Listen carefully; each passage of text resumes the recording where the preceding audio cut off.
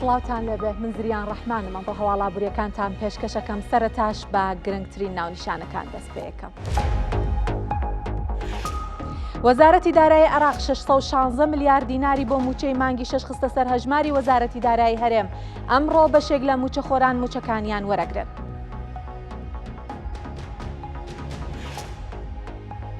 وەزارەتی دارایی هەرێمی کوردستان ئەڵێت دەست بەسەر موڵکی کۆمپانیای نالیا و چاویدا دەگیرێت موڵکەکان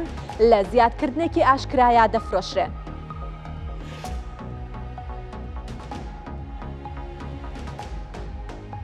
وەزارەتی کشت و کاڵی عێراق ئەڵێت بەرهەمی ڕۆنی زەیتون لە ساڵی 2025 ئاستی پێوانەی تۆمار کردووە. ڕێژەی دەرهێنانی ڕۆنیش لەو بەرهەمە بۆ 180 بەرز بووەتەوە.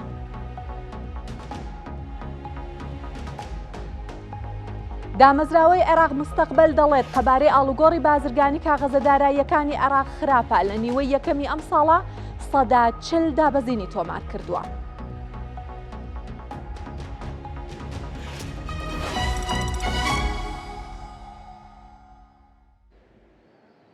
دووبارە سڵاوتان لەبێ. وەزارەتی دارایی عێراق گوژمەیەک پارەی بۆ دابەشکردنی موچەی مانگی 6 موچەخۆرانی هەرێمی کوردستان خستوەتە سەر هەژماری بانکی وەزارەتی دارایی و ئابووری عێراق. ئەو بڕەکە وەزارەتی دارایی عێراق ڕەوانەی هەرێمی کوردستانی کردو 616 ملیار دینارە بۆ دابەشکردنی موچەی مانگی 6. بەپێی زانیاریەکانی کورساد نیوز بەهۆی کۆتایی هاتنی دەوامی ڕسمی ئەمڕۆ بڕیارە سبەی دووشەممە ئەو پارەیە کەماوە و زیاتر لە 300 ملیار دینارە خەرج بکرێت بخرێتە سەر هەژماری وەزارەتی دارایی و ئابووری هەرێمی کوردستان. لیستی موچەی مانگی 6 موچەخۆرانی هەرێمی کوردستان لەلایەن وەزارەتی دارایی و ئابووری هەرێمی کوردستان و ئامادەیە، بەڵام هەتاوەکو ئەو بڕەپارەی کەماوە لەلایەن وەزارەتی دارایی و ئابووری عێراقەوە بخرێتە سەر وەزارەتی دارایی هەرێم موچەی موچەخۆرانی هەرێمی کوردستان دابەش ناکرێت بۆیە ڕەنگە پرۆسەکە بکەوێتە سبەی.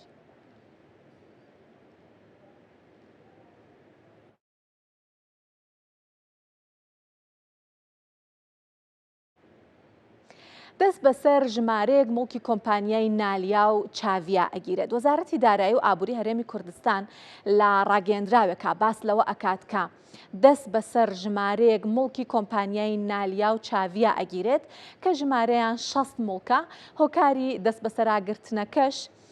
ئەوەیە کە قەرز و سوودەکانی سەر کۆمپانیاکە کەڵەکە بووە. وەزارەتی دارایی ئەڵێت قەرزەکانی وەزارەتی دارایی و ئابووری لەسەر کۆمپانیای نالیا گەیشتوتە نزیکەی 92 ملیار دینار. بۆ دانەوەی ئەو قەرزانەش بڕیار دراوە ئەو موڵکانەی دەستی بەسەراگیراوە بە شێوەی زیادکردنی ئاشکرا بفرۆشرێت. هەر کەس و لایەنێک ئارەزوومەندە ئەتوانێت بەشداری لەو زیادکردنیە بکات. وەزارەتی دارایی ڕوونی کردووەتەوە کە چەند جارێک لەسەر داوای بانکی سلێمانی یەک سەر بەڕێوەبەرایەتی گشتی بانکە بازرگانیەکانی وەزارەت و دوای چەندین جار ئاگادارکردنەوەی کۆمپانیای نالیا بۆ گەڕانەوەی قەرزەکان و پابەند نەبوونیان بڕیارەکە دراوە.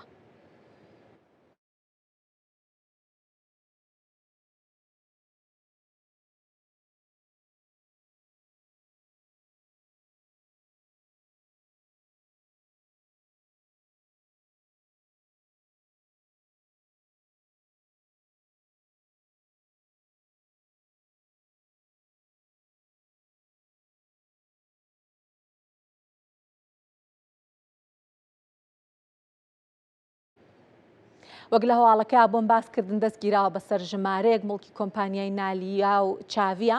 ئەمەوێ بۆ ئەم بابەتە زانیاری زیاتر لە پەیامنەرمان هێمن کەمال وەربگرم. هێمن سڵاوت لێبێ لەم بارەیەوە چ زانیاریەکەت لایە؟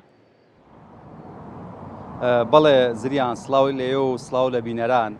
خۆش لە هەواڵەکەدا ئاماژەت پێکرد دیارە لەسەر بڕیاری وەزارەتی دارایی و ئابووری حکوومەت هەرێمی کوردستان پاشەوەی کە لە ماوەکانی ڕابردوودا چەند جارێک کۆمپانیای نالیا ئاگادار کراوەتەوە لەسەر ئەوەی کە کۆمپانیای نالیا وەک لای هەمووان ئاشکرا بوو کە قەرزێکی زۆری لەلا بۆ گەرچی سەرۆکی ئەو جوڵانەوەیش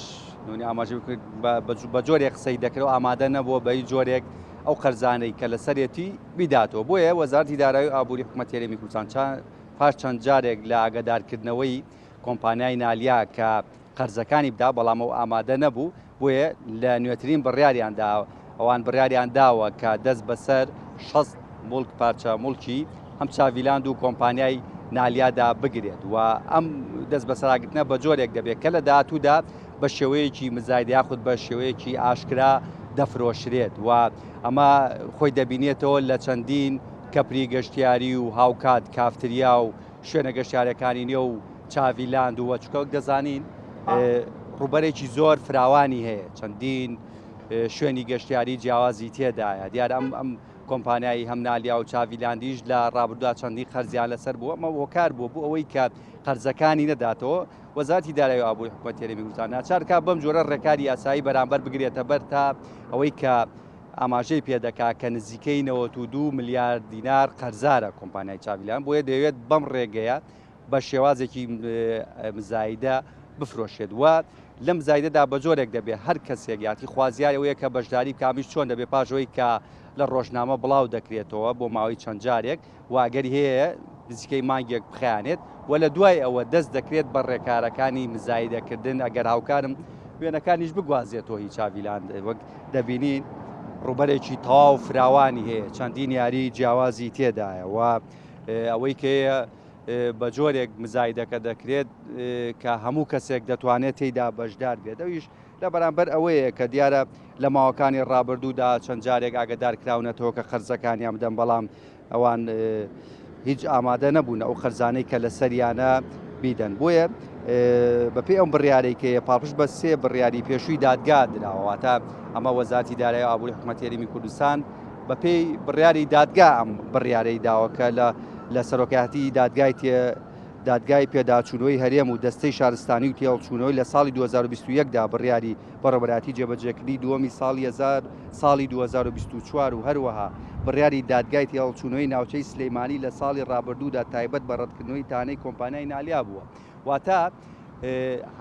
ئەم بڕیارە تازە نیە ئەمە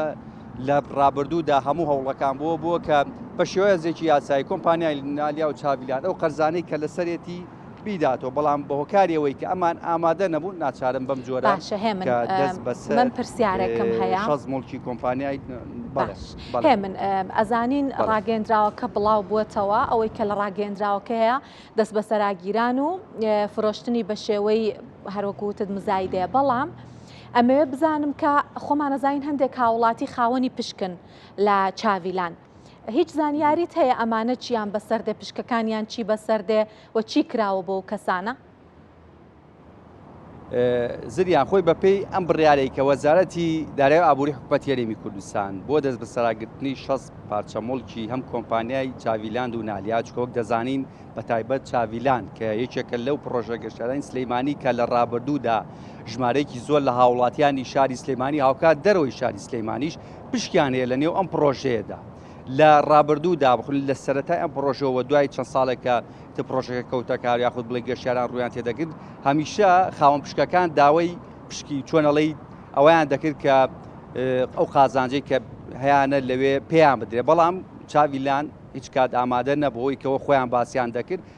پێیان وتون وەرن جۆلانیکە لە بەرامبەرەوە پارەیە واتە ئەمە نیگەرانی ئەوانی لێکدەوە چەندین جار خۆپشاندان و گربوونەوە ناڕزایەتیان ئەنجام داوە لە دوای ئەوەی کە وەک دەزانین کە ئێستا شاسوار عەبدولواحید دەستگیر کراوە لە دوای ئەوە ئیتر خاوەن پشکەکانیش هاتنە سەرخەت چکەوان بە دەرفەتیان زانی کە ئێستا ئەم دەستگیر کراوە ئەمە دەرفەتێکی باشە بۆوان کەمانش لەم ڕێگەیەوە داوای حەقەکانی خۆیان بکەن بەڵام ئەوەی کە دیارە وەزارەتی دارایی و ئابووری حکوومەتی هەرێمی کوردستان کە ئاماژەی بەوە کردووە کە نەوەت ببورن هینێ قەرزارە بڵین کۆمپانیای چاڤیلاند 92 ملیارد دینار قەرزارە بە پاش فرۆشتنی ئەو 60 مڵکی کۆمپانیای نالیا و چاڤیلاندەکە لە زیادکردنی ئاشکرا دەگرێتەوە و بێگومان ئەم قەرزانەی کە ساف دەکات و ئەو کات ئەگەری هەیە خاوەن پشکەکان لیانەیە مافی خۆیان وەربگرنەوە ئەو پارە زیادەی کە لێرەدایە خور لە دوای ئەوە خاوەن پشکەکان بە چ ڕێگەیەک دەتوانن ئیتر بێگومان ئەوانش ڕێکاری یاسای خۆیان گرتوتە بە چکەوانش سکاڵیان تۆمار کردەوە و هەموو بەڵگەکانیان لەلایەوە پێشتریش وەک دەزانی ئەمە نووسراوێکی ڕسمیە بۆ لە نێوان خۆیان و چاڤیلاندا و بەشێکیان لە نێو دادگادا سکاڵیان تۆمارکردەوە و بێگومان لە دوای ئەم زیادکردنەوە ئەگەری هەیە لە داهاتوو داوانش بامان شێوە قەرەبووی خۆیان وەربگرن بە جۆرێک بەپێی ئەو ڕێکارانەی کە دەگیرێتە بەرەیتە بەپێی یاسا بێن کە بێت ئیتر ڕێکارەکان ئەنجام دەدرێت و ئەوانیش بێگومان ئەگەری هەیە لە داهاتوودا قەرەبوو بکرێنەوە. سپاس هێ من کەمال پەیامنەری کورسانی نز لە سلێمانی سپاس بۆ زانیاریەکانت. وەزارەتی کشتتوکاڵی عێراق ئەڵێت بەرهەمی ڕۆنی زەیتون لە ساڵی 2025 ئاستی پێوانەی تۆمار کردووە. ڕێژەی دەرهێنانی ڕۆن بۆ 118 بەرز بووەتەوە لە کاتێکا کە ساڵانی پێشووتر ڕێژەکەی تەنها 110 بووە کە ئەوترێت ڕێژەی دەرهێنانی ڕۆن لە زەیتون 118ەیە بۆ واتایە کە ئەگەر 100 کیلۆگرام زەیتونمان هەبێت 18 کیلۆگرام ڕۆن بەدەستەوە ئەیات. ئەو پێشکەوتنە دەری ئەخات کە لە ماوەی 3 ساڵە بە بەکارهێنانی تەکنەلۆژیای نوێ و ستانداردە جیهانیەکان چەندێتی و چۆنیەتی بەرهەمی زەیتون بە شێوەیەکی بەرچاو پەرەی پێدراوە. لە ئابووری جیهانە زەیتون بەرهەمێکی کاریگەرە کە بازرگانی پێوە ئەکرێت. پێشبینی ئەکرێت لە قەبارەی بازاڕی زەیتون تا ساڵی 2030 بۆ 21 ملیار و 800 ملیۆن دۆلار بەرز ببێتەوە. لە جیهانە ئیسپانیا و لە ڕۆژهەڵاتی ناوەڕاستیش تورکیا گەورەترین بەرهەمهێنەرانی زەیتونن.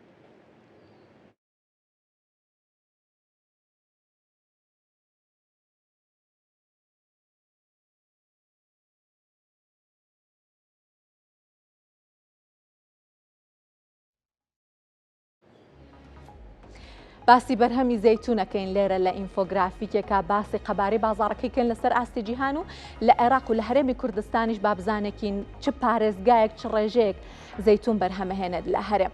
ئەوەی کە لێرە هەمانە سەرەتا قەبارەی بازاڕی زەیتونە لەسەر ئاستی جیهان. ساڵی 2024 قەبارەکەی 17 ملیار و 300 ملیۆن دۆلار بووە. پێشبینی ئەکرێت کە تا ساڵی 2030 بۆ 21 ملیار و 800 ملیۆن دۆلار قەبارەی بازاڕی زەیتون بەرز ببێتەوە. ساڵانە 4.7 قەبارەی بازاڕەکەی واتە کڕین و فرۆشتن بە بەرهەمی زەیتونەوە گەشە ئەکات. جا زەیتون دوو شێوەی هەیە، دوو جۆری هەیە. جۆرێکیان بۆ دروستکردنی ڕۆنی زەیتون ئەشە، جۆرێکیشیان هەر لە سفرەی ماڵان ئەخورێت بە شێوەی ئەتوانین بڵین میوەجا بڵین خۆش ئەکرێت لەسەر سفرەدا ئەندرێت لەگەڵ خواردنەکانی تر ئەخورێت. جا 90% زەیتونی جیهان کە بەرهەم دێت ئەکرێت بە زەیت و 10% بە شێوەی میوە وەکو وتم لەسەر سفرەکان ئەخورێت. بەرهەمهێنەرانیان ئەگەر بمانێت گەورەترین بەرهەمهێنەرانی زەیتون باس بکەین لەسەر ئاستی جیهان، ئیسپانیا گەورەترین بەرهەمهێنەرە، ساڵانە 5 ملیۆن تۆن زەیتون بەرهەم ئەهێنێت. ئیتالیا بە بەرهەمهێنانی ساڵانە 3 ملیۆن تۆن لە ڕیزبەندی 2 مای، یۆنان ساڵانە 2 ملیۆن تۆن بەرهەمەهێنێت لە ڕیزبەندی 3 مایە و تورکیاش بە بەرهەمهێنانی ساڵانە 1.5 ملیۆن تۆن ڕیزبەندی چوارەمی بۆ خۆی داگیر کردووە. هەر ئەگەر بەپێی کشوەرەکانیش بمانێت هەڵسەنگاندن بکەین وڵاتانی ئەوروپی دابینکاری گەورەی بەرهەمی زەیتونن لەسەر ئاستی جیهان. ئەگەر باسی زەیتی زەیتونتان بۆ بکەم، باسی هەناردەکاران و هاوردەکارانی زەیتونەکەم لەبەرەوەی قەبارەیەکی زۆر لە زەیتون کە لەسەر ئاستی جیهان بەرهەمەهێنرێ بە شێوەی زەیت ئەخرێتە بازاڕەوە، ئەچێتە پیشەسازی زەیتەوە. بۆیە باسی هەناردەکاران و هاوردەکارانی زەیتیش ئەەکەم. هەناردەکارانی سەرەتا ئیسپانیا وەک گەورەترین بەرهەمهێنەرە، گەورەترین هەناردەکاری زەیتیشە کە 900,000 تۆن زەیت ئەفرۆشێت ساڵانە، و ئیتالیا لە ڕیزبەندی 2 مایە ساڵانە 400,000 تۆن زەیتی زەیتون ئەفرۆشێت و تونسیش بە فرۆشتنی 300,000 تۆن ساڵانە زەیتی زەیتون لە ڕیزبەندی سێم گەورەترین هەناردەکاری زەیتی زەیتونە لەسەر ئاستی جیهان. ئەگەر باسی هاوردەکاران بکەم، ئەو وڵاتانە کە زیاترین کڕینیان هەیە بۆ زەیتی زەیتون، ئەمریکا لە ڕیزبەندی یەکەمە ساڵانە 350,000 تۆنە کرێت. یەکێتی ئەوروپا بەگشتی وڵاتەکانی ینی ئەو وڵاتانە بەیەکەوە 400,000 تۆنە کڕن و بەرازیلیش بە 50,000 تۆن ساڵانە لە ڕیزبەندی سێیەمی کڕینی زەیتی زەیتونە. جا بە شێوەی میوە کوتم تەنها 110 زەیتون لەسەر سفرەکان و لەگەڵ خواردنەکان ئەخورێ، دەویتری ئەکرێت بە زەیت. لەو 110ش گەورەترین هەناردەکارانی ئابەم شێوەیە. تورکیا ساڵانە 200,000 تۆن هەنارداکانی ئەو زەیتونەکە لە تورکیا بەرهەمدێت، بەشێکی زۆری ئەوەیەکە لەسەر سفرەکان لەگەڵ خواردن ئەخورێت و بۆ خواردن ئەشێنەک بۆ زەیت. مەغریب لە ڕیزبەندی 2 مایە ساڵانە 100,000 تۆن هەنارداکات و یۆنانیش لە ڕیزبەندی 3 مایە بە هەناردەی ساڵانە 80,000 تۆن. ئەگەر باسی کڕیارانی ئەو جۆرە زەیتونە بکەم، واتا بە شێوەی میوە کە ئەیکڕن و نەک بە شێوەی زەیت، دیسانەوە ئەمریکا بۆ هاوردەی ئەمەش لە ڕیزبەندی یەکەمە ساڵانە 170,000 تۆن هاوردە ئەکات. ئەوروپا 130,000 تۆن هاوردە ئەکات لە ڕیزبەندی 2 مایە و بەرازیلیش بە 100,000 تۆن لە ڕیزبەندی سێمی وڵاتانی جیهانادێت. بازانیاری زیاتر هەر دەربارەیەم بەرهەمە وەربگرین کە زەیتون هۆشدارێکی باشە ئەگەر بیانەوێت و بەرهێنانی تیا بکەن بیڕوێنن لە هەرێمی کوردستان ئەتوانی لە دارەکەی و لە سێبەرەکەی و لە میوەکەشی ئیسفادە بکەی کەشێکی گونجاویشی هەرێمی کوردستان ئەوەندەی کە ئێمە زانیاریمان هەیە لەسەر بابەت هەڵبەتە لەگەڵ میوانێک زیاتر بەتێر و تەسەلی باسی و بابەتاکەی بەرهەمی زەیتونی وڵاتانی دراوسەش وەکوتم تورکیا هەل لە ڕیزبەندیە جیهانیەکانی شایە بە تایبەتی بۆ هەناردەی زەیتون بە شێوەی میوە بەڵام بەرهەمەکەی ساڵانە 1.1 ملیۆن تۆنە و سووریا لە ڕیزبەندی دووەمە ساڵانە 740,000 تۆن بەرهەم هێنێت و ئێرانیش بە بەرهەمهێنانی ساڵانە 150,000 تۆن لە ڕیزبەندی سێمایە وڵاتانی ڕۆژهەڵاتی ناوەڕاست ئەوەندە هەڵۆگیرن بە هەندێک قەیرانی ترەوە ڕەنگە ئەم کەرتانیان پشتگوێ کەوتە بێ لەبەرەوەی کە بۆ نمونە سووریا ئێران بێگومان عێراق و هەرێمی کوردستانیش کەشێکی لە باریان هەیە ئەتوان بەرهەمەکەیان زۆر لەو قەبارەیەکە هەیە زیاتر بێت بەرهەمی عێراقیش ساڵانە 30 بۆ 35,000 تۆنە بە پێی کەش و هەوای ئەو ساڵە بەڵام جگەلەوەی کە بەرهەمێکی لەو قەبارەیەشی هەیە هاوردەکارێکی باشی بەرهەمی زەیتونیشە ئەگەر باسی هاوردەی عێراقیش بکەم ئەوەی کە بە شێوەی زەیت هاوردەی ئەکات 2.1 تۆنە ساڵانەوەی کە بە شێوەی میوە هاوردەیەکات 26,000 تۆنەواتە خوازیاری ئەو جۆرەی لە عێراق بێگومان زیاترە ئەو قەبارەیە کە عێراق هاوردەیەکە بەگشتی زیاتر لە 7,300,000 دۆلارە واتە ئەگەر ئەم بەرهەمە لە ناو عێراقا پەرەی پێ بدرێت ئەو قەبارەیە زۆرە لە دراویش ناچێتە دەرەوەی وڵات بۆ هاوردەکردنی ئەو بەرهەمەکە خۆت ژینگە و کەش و هەوایەکی لەبارت هەیە بۆ ڕواندنی و بۆ پەرەپێدانی ئەو وڵاتانی کە عێراق هاوردەیان لێواکات بریتین لەمانە لە وڵاتانی نزیکی خۆی ئەیکرە ئیمارات تورکیا ئێران لوبنان ئازەربایجان و کوێیت ئەو وڵاتانن ئەو شەش وڵاتن کە بەرهەمی زەیتونی عێراق دابین ئەکەن بێگومان لە وڵاتی تریشەوە هاوردێکە بەڵامانە سەرەکی ترینیانن جام بمانێ بچینە سەر باسی هەرێمی کوردستان لە هەرێمی کوردستان 20,000 دۆنم زەوی بە زەیتون داچەنراوە 4 ملیۆن داری زەیتون هەیە لە هەرێمی کوردستان و 1340 جوتیاریش بەم کار و پیشەیەوە خەریکن لە ئێستایەوە داهاتیان هەیە لەم بەرهەمە حەوت کارگەی زەیتیشمان هەیە لە هەرێمی کوردستان ئەم حەوت کارگەیە بەگشتی بە هەمویان 799.5 تۆن ڕۆژانە زەیتون بڵین ئەگوشن بۆی کە بیکەن بە زەیت بەڵام 109.8 تۆن ڕۆژانە زەیتی لە بەرهەم دێت باسم کردوتم لە عێراق ڕێژەی دەرهێنانی زەیت لە زەیتون بۆ 118 بەرز بۆتەوە ئەمە ئەگەر بەراوردێک بکەین لە زەیتونی گوشرا و زەیتونی بەرهەمهاتوو لە هەرێمی کوردستان ئەو ڕێژەیە 113 خراپ نییە ڕێژەیەکی باشە بۆ بەرهەمهێنانی زەیتون لە هەرێمی کوردستان ئەمە کۆتازانیاریمان بوو دەربارەی ئەم بابەتە ئێستا لە هەولێر کۆنفرانسێک بەڕێواچە بە شێوەی ڕاستە و خۆتیر و پشکێکە بۆ دابشکردنی زەوی بینەریە بین دواتر دێن لەگەڵ میوانەکەمان باس و خواستی زیاترەکەین لەسەر زەیتونی هەرێمی کوردستان ئامادەیە بەڕێزان هەروەک ئاگادارن ئەمڕۆ تیر و پشک بۆ زێتر لە 2668 فەرمانبەر لە هەرێک لە سەرۆکایەتی شارەوانیەکانی مەخمور دیبەگا قەرات ئەنجام دەدەین کە هەر سێ سەرۆکایەتی لە نێو سنووری سەرۆکایەتی شارەوانی مەخمور لە نەخشەیەکی کەرتی ڕێکوپێک دوای ماندووبوونێکی ێزگار زۆری فەرمانبەران بە سوپاسەوە ئەمڕۆکە تیر و پشک بۆ ئەم ناوانە ئەنجام دەدەین بەڕێزان هەروەک بەڵێنمان پێدابوون لە درێژەی پرۆسەی دابشکردنی زەوی هەر هەفتەیەک لە سنووریەک لە سەرۆکایەتەکانی شارەوانی سنووری بەڕێوەبەرایەتی گشتیمان ئەم تیر و پشکە ئەنجام بدەین بە خۆشحاڵی و ئەمڕۆکە تیر و پشک بۆ ئەم سێ سەرۆکایەتی ئەنجام دەدەین و لێرەوەش پێتان ڕادەگەینین کە سەرۆکایەتی شارەوانی ڕزگاری ئامادەیە بۆ تیر و پشک هەروەها کارێکی ێجگار سڕ و پڕ لەسەر هەیەک لە سەرۆکایەتی شارەوانیەکانی بنەسڵاو و کەس نەزان و دارەتوو دەکرێت کە پێم وایە جێگەی پرسیاری هەموو لایەکتانە ئەم سێ بابلین ئەم دوو ناحیە و قەزایە بۆ تاوەکو ئێستاکە تیر و پشکانی تێدا ئەنجام نەدرایە بەم بۆنەوە داوا لە بەڕێ جەنابی پارێزگار دەکەم کە ڕوونکردنەوەی زیاتر لەسەر پرۆسەکە بدا و هەر پرسیارێکتان هەبوو لە بەڕێزیان بەڕێزیان جوابی جەنابتان بداتەوە. بەناوی خی گەورە مێرەبان بەڕێزان هەمولایەکتان بەخێر بێن ئەو ڕۆ دڵخۆشین لە بەردەوامی خزمەت گەیاندن بە فەرمانبەرانی هەرێمی کوردستان لە بەڕێبەرایەتی گشتی شارەوانیەکانی هەولێر لەگەڵ بەڕێزان بەڕێبەری گشتی شارەوانیەکان و قایمقامی قەزایی مەخمور و بەڕێبەری نەخشەدانانی ئاوەدانی هەولێر و بەڕێبەری شارەوانیەکان سەرۆک شارەوانیەکانی مەخمور و دیبەگە و قەراچ لێرە بەشدارین لە ئەنجامدانی تیرروپشک لە بۆ فەرمانبەرانی هەر سێ سەرۆکایەتی شارەوانی دیبەگە و قەراج و مەخمور وەکو بەڕێز بەڕێوەبەری گشتی شارەوانیەکان باسی کرد 2468 فەرمانبەر بە هەردوو ڕاژەکانی سەربازی و مەدەنی و هەروەها بنەماڵەی شەهیدان و سەرجەم فەرمانبەرانی کە مەرجەکانی وەرگرتنی زەویان هەبووە ئەو ڕۆ تیرروپشتیان لە بۆ ئەنجام دەدرێت. بەوە دڵخۆشین لەلایەک کە فەرمانبەرانی هەرێمی کوردستان و بە تایبەتی لە سنووری پارێزگای هەولێر کە یەکێک لە شایستەکانی خۆیان وەردەگرن دوای بڕیاری جەنابی سەرۆکوەزیران مەسرور بارزانی یەکێک لە مستحقاتی فەرمانبەرانی هەرێمی کوردستان زەویە کە دوای 15 ساڵ لە وەستانی ئەو پرۆسەیە دەستی پێکردوتەوە. جاری دووەم دڵخۆشین ئەو فەرمانبەرە خۆشەویستانەی ناوچەیەکی گرنگی پارێزگاکەمان و هەرێمی کوردستان کە سنووری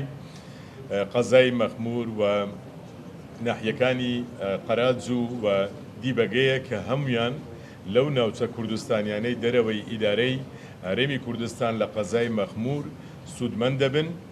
ئومێد دەکەین ببێتە مایە ڕەزامەندی ئەو فەرمانبەرانەوە بە دڵنیاییەوە تێدا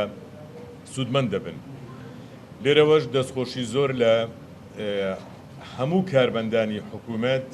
لە ئاستی هەموو بەڕێوەبەرایەتیەکان و بەڕێوەبەرایەتی گشتی شارەوانیەکان و سەرۆکایەتی شارەوانیەکان لە سنووری بەڕێوەبەرایەتی و بەڕێوەبەرایەتی نەخشەدانانی ئاوەدانی بەڕێوەبەرایەتی گشتی کشتتوکاڵی هەولێر سەرۆکایەتی و شارەوانیەکانی هەولێر لە پرۆسەکەدا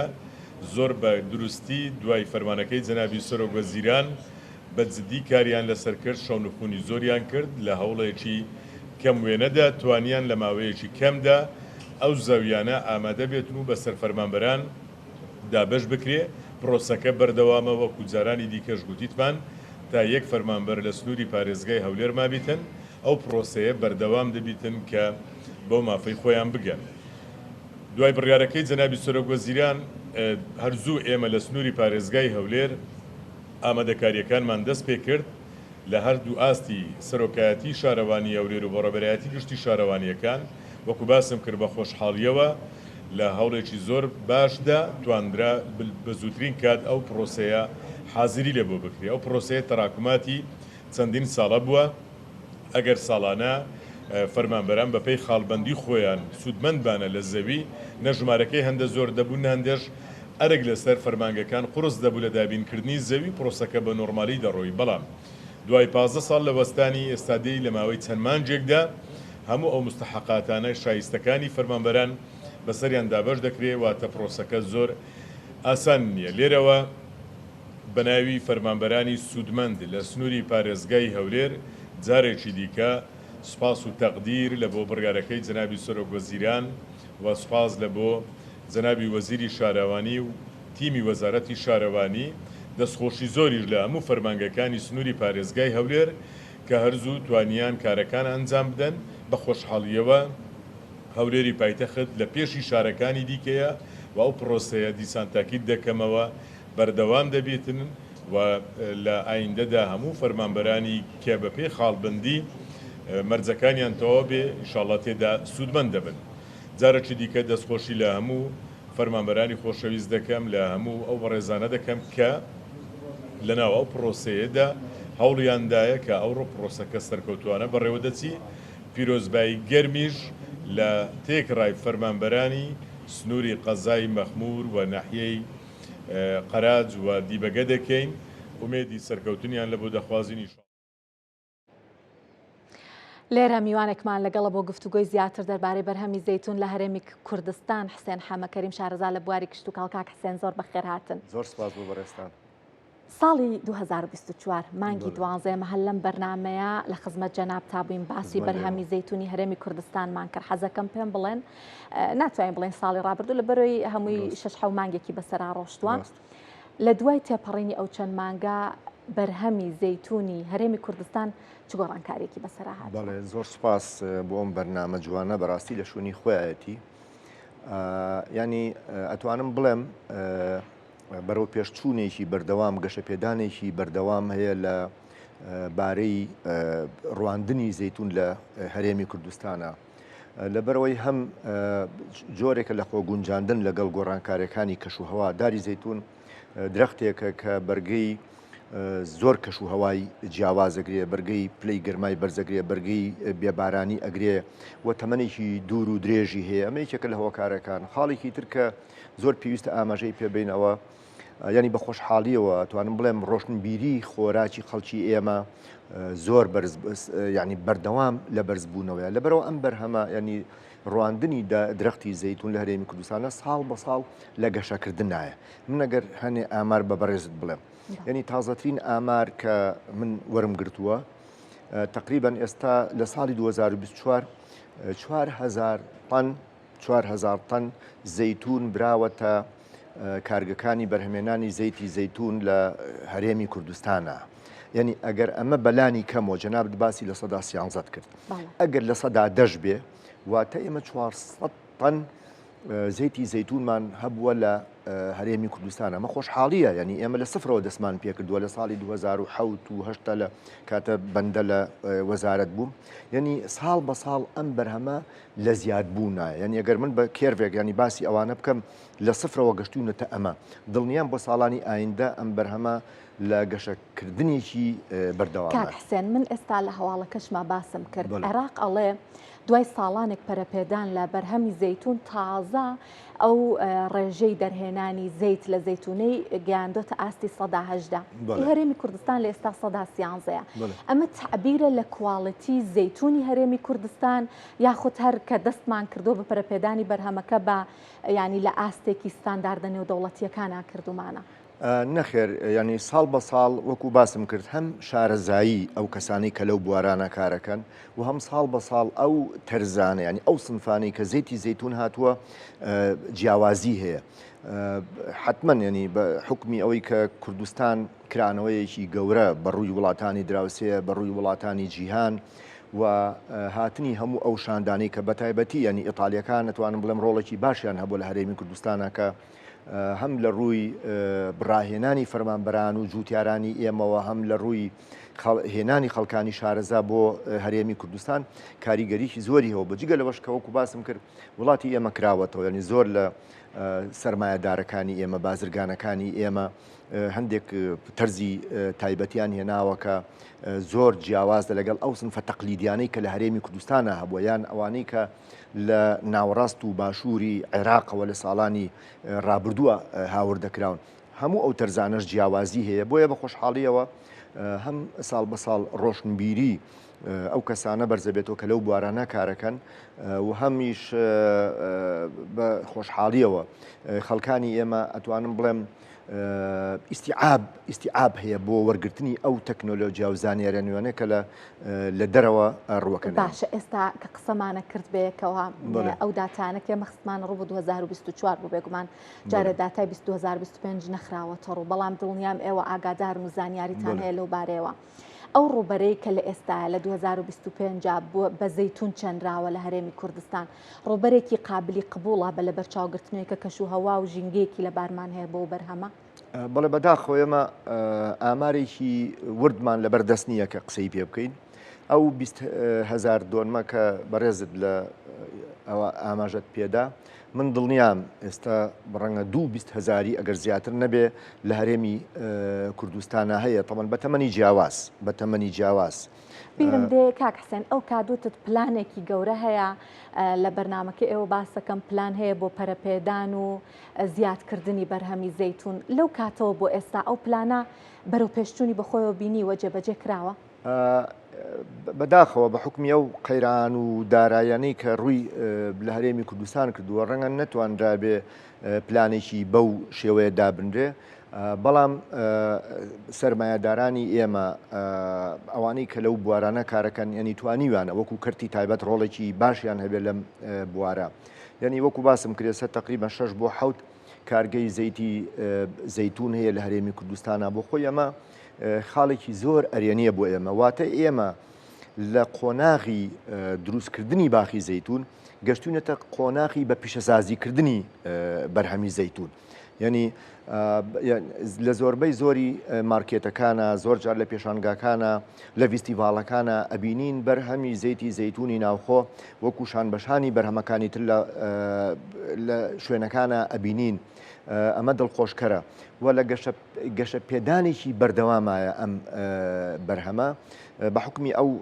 خاڵانەی کە ئاماژەم پێدا و من ئەوانەی کە ئاگادارم وەزارەتی کشتتوکاڵ و سەرچاوەکانی ئاو لەگەڵ ئیتالیەکان لەسەر هێڵن بۆ ئەم بابەتە بۆ ڕاهێنانی جووتیاران بۆ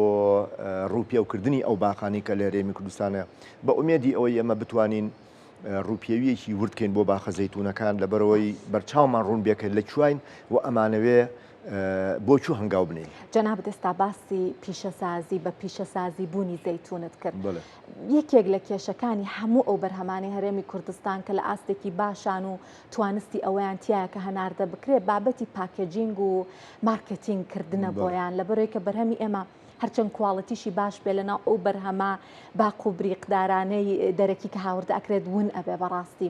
بەرهەمی زەیتون لەم بارەیەوە هیچ مشورێکی لێ خوراوە لە ڕووی بە پیشەسازیکردن لە ڕووی پاکەجینگەوە لە ڕووی مارکتینگەوە. بەڵێ من ئەوەی کە جێگەی خۆشحاڵیە ئێستا ئەو کارگانەی وەکو باسم کرد ڕەنگە تەمان بە ئاستی جیاجیا لێنە ڕەنگە هەندێکیان لەوانە ئایزۆشیان وەرگرت بێ ینی وەکو ستانداردی نێودەوڵەتی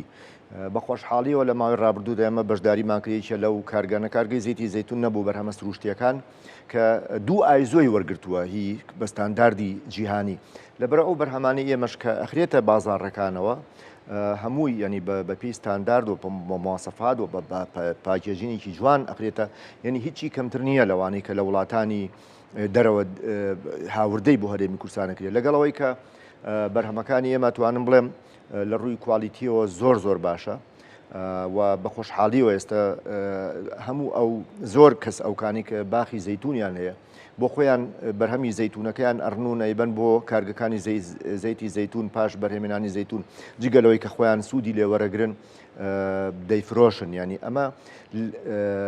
لە ڕووی بە پیشەسازیکردنەوە یەکێکە لە قۆناغەکانی بە بازارکردنی بەرهەمی ناوخۆ یعنی ئێمە گەشتونەتە ئەم مەرحەلە ئەمە مەرحەلەیەکی دڵخۆشکەرە بە ئومێدی ئەوەی کە زیاتر پەرەی پێ بدرێەوە ساڵ بە ساڵ وەکو ئەوەی لە بینەکە باست کرد یعنی ئێستا بە پێی ئامارەکانی جیهان بەنسبەت زەیتی زەیتونەوە ینی باس لەواکەن کە لە ساڵی ئەم ساڵ ینی بەرهەمی زەیتی زەیتون لە عالەما بگاتە تقریبان زیاتر لە 3 ملیۆن تەن یعنی ئێمەش لەناو ئەوە ڕقمێک بین جێگەی دڵخۆشیە. بێگومان وایە کاک حسێن باسێکی ترکە هەیە هەناردەکردنی بەرهەمی زەیتونی هەرێمی کوردستان یاخود زەیتی زەیتونی هەرێمی کوردستانە لانی کەم بۆ پارێزگاکانی تری عێراق ئەمە هەتاوەکو ئێستا ئەکرێت یاخود ئەگەر ناکرێت ڕۆیایە و کارە هەیە لە هەرێمی کوردستان کە هەناردە بکرێ بەرهەمەکەی لەبەرەوەی ئێمە ئێشتا لە مەرحەلەی ئەتوانم بڵێم سەرەتای بە پیشەسازیکردن جارێ ینی بەشی پێداویستی ناو خۆمان ناکە یعنی احتیمالە یعنی هەناردەی ئەوانە بکرێ بە شێوەیەکی با بڵین کەسی لەو بابەتە بەڵام مێشانە گەشتونەتە ئەوەی کە ئێمە ئەو بەرهەمە هەناردە بکەین من ڕەنگە جاری پێشوش ئاماژەم پێیا بێ ساڵی 2010 ئێمە بەشداریمان کرد لە پێشانگایەکی کشتتوکاڵی لە دووبەی یەکێک لەوانەی کە زۆر جارە هاتن ئەوانە کە تامی زەیتی زەیتونەکەیانە کرد بردبوومان چەند هینێکمان بردبوو وەکو نمونە لەگەڵ خۆمان یعنی زۆر خۆشحاڵ بوون هەتا داوای ئەوەیان کرد کاگەر بتوانین گرێبەستان لەگەڵا بکەین بەڵام هێشتا ئێمە جارێ نەگەشتوینەتە ئەو قۆناغە بتوانین هەناردەی وڵاتانی بکەین بە ئومێدی ئەوەی دەردی عەرەب مەسەلەی شیەڵێ مەسافەت ئەلف میل تەبت خەتوە ئێمە مهم وەیە ئەو هەنگاوەمان دەست پێ کردووە لە هەرێمی کوردستانە تەبەن بە پشتیوانی خوای گەورەوە دڵسۆزان دڵنیامیشەڵا ڕۆژێکیش لە ڕۆژانە بێ بتوانین لەبەرەوەی هەرێمی کوردستان ئەم خاک و کەش و هەوای زۆر گونجاوە بۆ ئەم بەرهەمە و خەڵکیش شارەزاییەکی باشی پیا کردووە و گونجێش لەگەڵ ئەم گۆڕانکاریانی کەش و هەوا. سپاس حسێن حەمەکەریم شارەزای کشت و کاڵ کە لێرە لەگەڵمانە زۆر سپاس بۆ بەڕێستان زۆر سپاس بۆ بەڕێستان. لە باسی زەیتونی هەرێمی کوردستانەوە چمە سەر باسی برنج. بێگومان برنج سەرچاوی سەرەکی خۆراکە بۆ ژمارەیەکی زۆر لە دانیشتوانی جیهان بە تایبەتی ئاسیا، ئەفریقا و ئەمریکای باشوور. زیاتر لە نیوەی هاوڵاتیانی جیهان وەک خۆراکێکی سەرەکی پشت بە برنج ئەبەستن. بێگومان خۆشمان وەک هاوڵاتیانی کوردستان ئەگەر ڕۆژێک دوو ژەم برنج لەسەر سفرەمان نەبێت ژەمێک هەر هەیە. لەبەر ئەم هۆکارانە قەبارەی بازاڕی برنجیش بەردەوام گەشە ئەکات. مەزەندە ئەکرێت ئەم ساڵ قەبارەی بازاڕی برنج بگاتە زیاتر لە 313 ملیار و 120 ملیۆن دلار. هۆکاری گەشەی بازاڕەکەش بۆ بەرزبوونەوەی خواست لە وڵاتانی تازە پێگەیشت و ئەگەڕێتەوە. برنجی بەسمەتی باشترین جۆری برنجە کە لە جیهانە ناسراوە، هندستانیش ڕۆڵی سەرەکی ئەگێڕێت لە بەرهەمهێنان و هەناردەکردنی. زۆرترین هەناردەی هندستان بۆ وڵاتانی ڕۆژاوایی، ئەفریقا و باشووری ڕۆژهەڵاتی ئاسیایە. هەرچەندە عێراق خۆی بڕێکی کەم بەرهەمی برنجی ناوخۆی هەیە، بەڵام بۆ هاوردەی برنج لەسەر ئاستی وڵاتانی عەرەبی لە ڕیزبەندی یەکەمایە. خواستێکی زۆر هەیە بۆ برنج لە عێراق. لە هەرێمی کوردستانیش لە هەموو پارێزگاکان برنج بەرهەمەهێنرێت و بەشی هەرە زۆری لە پارێزگای دهۆکە.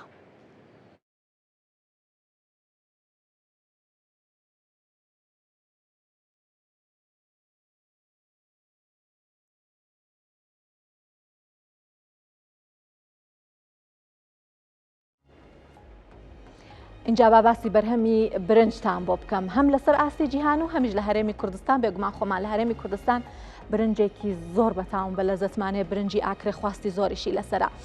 سەرەتا بە باسی جیهان بکەم. قەبارەی بازاڕی برنج لەسەر ئاستی جیهان ساڵی 2025 مەزەندە ئەکرێت کە بگاتە 313.1 ملیار دلار و پێشبینی ئەکرێت تا ساڵی 2030 بۆ 349.1 ملیار دلار بەرز ببێتەوە. باشترین جۆرەکانی برنج سەرەتا برنجی بەسمەتیە، هەمومان بیستومانە کە بە تایبەتی و برنجەکە لە هەندستانەوە دێ، برنجی بەسمەتی و برنجێکی زۆر کواڵیتی باشە، برنجی یاسەمین و هەروەها برنجی کۆشی هیکاریش جۆرێکی تر لە برنجە، کەمتر ناومان بیستەوە، بەڵام دیارە لە سێ باشترین برنجەکانە لەسەر ئاستی جیهان. بازانیاری زیاتر هەر لەم بارەیەوە وەربگرین. هەندستان وەکو باسم کرد وتم پشکێکی زۆری هەیە لە بەرهەمهێنان و هەناردەکردنی برنج لەسەر ئاستی جیهان و برنجی بەسمەتیش. بەڵام ئەگەر باسی بەرهەمی برنجەکەی بکەم بە گشتی 138 ملیۆن تۆن ساڵانە بەرهەمەهێنێت لە 126 بەرهەمی برنجی جیهان لە هندستان بەرهەم دێت. جا هەناردەکەی 22 ملیۆن تۆنە ساڵانە و بۆ زیاتر لە 100 وڵاتی جیهان هندستان برنج هەناردە ئەکا. ئەوترێت کە هندستان و برنجی کە خۆی بەرهەمی هێنن لە ناوخۆ نایخۆن، لەبەرەوەی کە پشتی پێبەستن بۆ ئابوووریەکان و هەناردەیەکن بە وڵاتانی جیهان. و برنجی بەسمەتی کە باشترین جۆری برنجە لەسەر ئاستی جیهان لە هندستان قەبارەیەکی زۆری لێ بەرهەم دێت، 5 ملیۆن تۆنە. و ئەم برنجە هاوردەکارانی برنجی بەسمەتی بێگومان ڕیزبەندیەکەی بەم جۆرەیە. عێراق لە ڕیزبەندیەکانی سەرەوەی، سعودیا یەکەمە، ئێران لە ڕیزبەندی دووەمایە، عێراق سێم گەورەترین هاوردەکاری برنجی بەسمەتیە لە هندستانەوە، ئیماراتیش لە ڕیزبەندی چوارەمادەمەوە کە هاوڵاتیانی هەرێمی کوردستان خەڵکێکی برنج خۆرین بێگومان، بۆیە لە ڕیزبەندیەکانی هاوردەی برنجیشا لە ڕیزبەندی سەرەوەین. بازانیاری زیاتر هەر لەم بارەیەوە وەربگرین، باسی عێراق و هەرێمی کوردستانیش بکەین بزانین بارودۆخی چۆنە. عێراق پێنجەم گەورەترین هاوردەکاری برنجە لەسەر ئاستی جیهان، لەسەر ئاستی وڵاتانی عەرەبی یەکەمە و بەرهەمی ناوخۆکەشی 20,000 تۆنە. 20,000 تۆن لە ناوخۆی عێراق بەرهەم دێت. قەبارەیەکی زۆریش هاوردە ئەکرێت کە هاوردەکەی 1 ملیار و 660 ملیۆن دلارە لە 4.3 ئەو برنجەکە لەسەر ئاستی جیهان لە نێو ئاستی نێودوڵەتیان مامەڵی پێواکرێت لەلایەن عێراقەوە کردرێت. پێویستی ناوخۆکەشی بۆ هەر تاکێک واتە یەک کەس لە عێراق ساڵانە لە 35 کیلۆگرام و بۆ 45 کیلۆگرام برنجە خوات. قەبارەیەکی زۆرە. باباسێکی هەرێمی کوردستانیش بکەین بزانین بارودۆخی هەرێمی کوردستان چۆنەوە. کەوتم هەرێمی کوردستان خواستی زۆر هەیە بۆ برنج هاوردە ئەکرێت بە تایبەتی لە هەندستان و بەڵام بەرهەمهێنەرێکی برنجێکی بە کواڵەتیشە. هەر تاکێکی هەرێمی کوردستان ساڵانە 39 کیلۆگرام برنج ئەخوات، لە ڕەنگە لە تێکڕاکەی ئەوەی کە لە عێراق هەیە زیاتریش بێت، بەڵام هەموو پارێزگاکانی هەرێمی کوردستان برنجیش بەرهەمەهێنن سەدا نزیکەی سەدا هەشتای برنجی هەرێمی کوردستان لە دهۆک بەرهەم دێت ئەوەی لە گەرمیان بەرهەم دێت نزیکەی سەدا دەیە لە هەولێر نزیکەی سەدا 6 5.8 لە هەولێر بەرهەم دێت سلەیمانی سەدا 2.9 برنجی هەرێمی کوردستان بەرهەمەهێنێت هەڵەبجا سەدا 0.99 نزیکەی 1 و ڕاپەڕینیش سەدا 0.6 برنجی هەرێمی کوردستان بەرهەمەهێنێت با بزانین زانیاری تر چیمان هەیە لەم بارەیەوە هاوردەی ساڵانەی هەرێمی کوردستان بۆ برنج بێگومان 240,000 تۆنە بە بەهای 250 ملیۆن دۆلار ئەو وڵاتانش کە هەرێمی کوردستان هاوردەی برنجی لێواکە سەرەتا هندستانە دواتر چینە پاکستان ڕووسیا و ئەمریکا ئەم پێنج وڵاتە وڵاتانن کە هەرێمی کوردستان برنجیان لێوە هاورداکە هەموو زانیاریەکانمان بوو دەربارەی بەرهەمی برنج لەسەر ئاستی جیهان و وەکووتیشم لە عێراق و لە هەرێمی کوردستان لەبەرەوەی کە بەرهەمی برنجی هەرێمی کوردستانیش بەرهەمێکی بەکواڵەتی بە تایبەتی هاوڵاتیانی ناوخۆی هەرێمی کوردستان خواستێکی باشیان هەیە بۆ ئەو بەرهەمە بازاری کاغەزەداراییەکانی عێراق لە دۆخێکی خراپایە قەبارەی مامەڵەی مانگانەی بۆ نزیکەی نیوە کەمی کردووە دامەزراوەی عێراقی مستەقبل کە تایبەتە بە توێژینەوە و ڕاوێژکاری ئابووری ئەڵێت بازاری کاغەزەداراییەکانی عێراق لە دۆخێکی خراپایە و قەبارەکەی دابەزیوە بە گوێرەی دامەزراوەکە قەبارەی ئاڵوگۆڕی بازاری کاغەزەداراییەکانی عێراق لە نیوەی یەکەمی ساڵی ڕابردوو مانگانە 53 ملیار دینار بووە لە کاتێکە لە نیوەی یەکەمی ئەم ساڵە دابەزیوە بۆ 32 ملیار دیناری مانگانە قەبارەی مامەڵەی مانگانەی بازارەکە بە ڕێژەی لە سەدا 38 دابەزیوە هەر بە گوێرەی ئەو داتانەکە باسم کرد.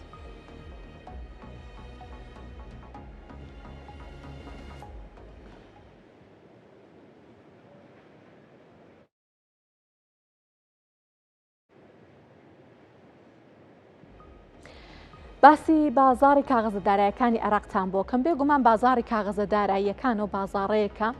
کۆمپانیاکان لەوێ خۆیان تۆمارەکەن کڕین و فرۆشتنی پشک ئەکرێت گرێبەست ئەکرێت لەوێت وە مامەڵەی جۆرا و جۆر ساڵانە وڵاتان بازارەکانیان بەهۆی ینی پەیوەست بە بارودۆخەوە بەرزبوونەوە و دابەزین تۆمارەکان لە هەر دابەزینێکیشا بێگومانە و کۆمپانیانە کە خۆیان لە بازارەکە تۆمارەکەن خاوەنی کۆمپانیاکان خاوەنی پشکەکان بێگومان زیانیان بەرەکەوێت ئەگەر دابەزین تۆمارکە کە بازاری عێراقیش دابەزینی تۆمار کردوێتە داتای ورد لەو بارەیەوە ئەخەمە ڕووبۆتان هەتاوەکو نیوەی یەکەمی ساڵی 2025 کۆی ئەو کۆمپانیانە کە لە بازاری کاغەزەداراییەکانی عێراق تۆمار کراون 104 کۆمپانیان جا ئەمەوێ ئێستێ بەراوردێک بکەین بزانین ئەو داتانە کە بڵاو بۆ تۆ باس لەوە کات ئەڵێ دابەزینی تۆمار کردو بە شێوەیەەکە بەراوردێگەکەین لە نێوان نیوەی یەکەمی ساڵی 2024 و نیوەی یەکەمی ساڵی 2025 ئەگەر باسی قەبارەی ئاڵوگۆڕ بکەم لە بازارەکە واتە بە بەها لەو بازاڕەیە نیوەی یەکەمی ساڵی 2024 وەکو لێراتوانین ببینین 183 ملیار و 700 ملیۆن دینار مامەڵە کراوە ئەمە نیوەی یەکەمی ساڵی 2024 ساڵی ڕابردوو بەڵام نیوەی یەکەمی ئەم ساڵ بۆ 111 ملیار و 300 ملیۆن دۆلار دابەزیوە و لە ڕووی قەبارەی ئاڵوگۆڕەوە بازارەکە دابەزینی بەخۆیەوە بینیوە ئەگەر باسی ژمارەی پشک بکەم واتە ژمارەی پشکەکان کە لە بازارەکەیە هەن واتە ئەو پشکانە کە لەلایەن کۆمپانیاوە لەلایەن هاوڵاتیانەوە کراوە نیوەی یەکەمی ساڵی 2024 ژمارەی پشکەکان لە بازارەکە 175 ملیار و 600 ملیۆن پشک بووە بەڵام ئەم ساڵ دابەزینێکی بەرچاوی تۆمار کردووە 81.6 ملیار پشک بووە و بەراورد بە نیوەی یەکەمی ساڵی 2024 دابەزینی تۆمار کرد نیوەی یەکەمی ئەم ساڵ 6 مانگی سەرەتای ئەم ساڵ لە ڕووی گرێبەستەوە ژمارەی ئەو گرێبەستانە کە لە بازاڕی کاغەزەداراییەکانی عێراق کراوە نیوەی یەکەمی ساڵی ڕابردوو بێگومان 48.1 هەزار گرێبەست کراوە لە بازاری کاغەزەداراییەکانی عێراق بەڵام نیوەی یەکەمی ئەم ساڵ 6 مانگی سەرەتای ئەم ساڵ بۆ 37500 گرێبەست دابەزینی تۆمار کرۆ بە گشتی بەهای بازاڕیەکەی بەڵام بەرزبوونەوەی تۆمار کردووە بەهای بازاری کاغەزە داراییەکان بگومانە کۆمپانیانە کە بەشدارن لە بازارەکە نیوەی یەکەمی ساڵی ڕابردوو بەهای بازاڕیەکەی 16 تریلیۆن و 600 میلیارد دلار بووە و ئەم ساڵ بۆ 22.04 تریلیۆن دینار واتە 22 تریلیۆن و 40 میلیارد دینار بەرز بووەتەوە. بازانیاری زیاتر بزانین لەم بارەیەوە چیمان هەیە بەڵێ. ئەمە بەراوردێکە بۆ بەرچاوڕوونی کە لە داتاکەشە باسمان لێوە کرد ئەگەر بمانەوە باسی قەبارەی ئاڵوگۆڕی مانگانە بکەین ئەڵێ قەبارەی ئاڵوگۆڕی مانگانش دابەزینی تۆمار کردووە ساڵی 2024 شش مانگی سەرەتای ساڵی 2024 بە تێکڕایی بە شێوەی مانگانە 53 میلیارد دینار ئاڵوگۆڕ کراوە لە بازاڕی کاغەزە داراییەکانی عێراقا بەڵام ئەوەی ئەم ساڵ ڕوویداوە لەو بازاڕە بە تێکڕایی مانگانە 32 میلیارد دینار ئاڵوگۆڕ لە بازاڕەکە ڕوویدا و کووتمان دابەزینی تۆمار کردووە وەکو باسیشم کرد هەر جۆرە دابەزینێک لە بازاری کاغەزە داراییەکان و بازاڕی پشکەکانە بێتە هۆی زیان پێگەیشتنی کۆمپانیاکان و خاوەن پشکەکانیش. بەم جۆرە بە یارمەتی هاوکارانم گەشتی هەواڵابووریەکانی ئەمڕۆ پێشکەشکردن زۆر سپاس کە بینەرمان.